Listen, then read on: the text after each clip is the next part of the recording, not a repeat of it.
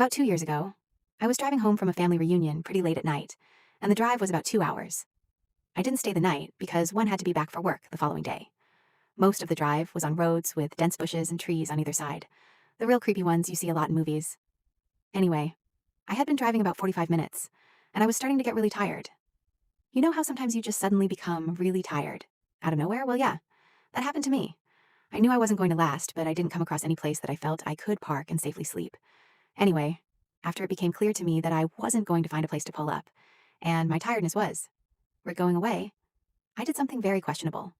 Pulled over to the side of the road, onto the grass, behind some bushes, to try and hide my car from anybody else who was going to come past. The roads weren't empty. I came across another car every few minutes or so. I made a mental note that the time was 11:22 and then fell asleep. Sometime later, I was awoken by a scratching sound. Looked at the clock, 11:50. The sound stopped after a few seconds, and because I was still extremely tired, I didn't bother looking around and simply went back to sleep. I was later awoken by the same sound, and it was now 12:40. This time it really freaked me out because the sound didn't stop.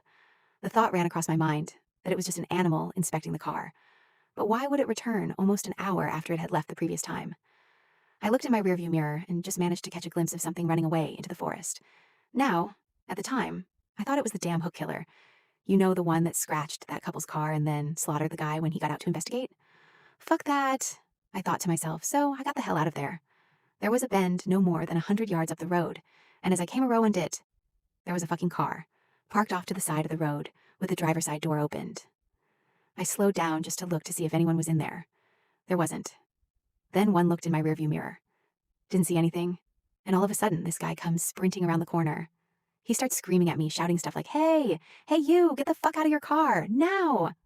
I noped the fuck out of there and sped off. I never saw the guy again. Moral of the story? Don't fucking sleep on the side of a deserted road.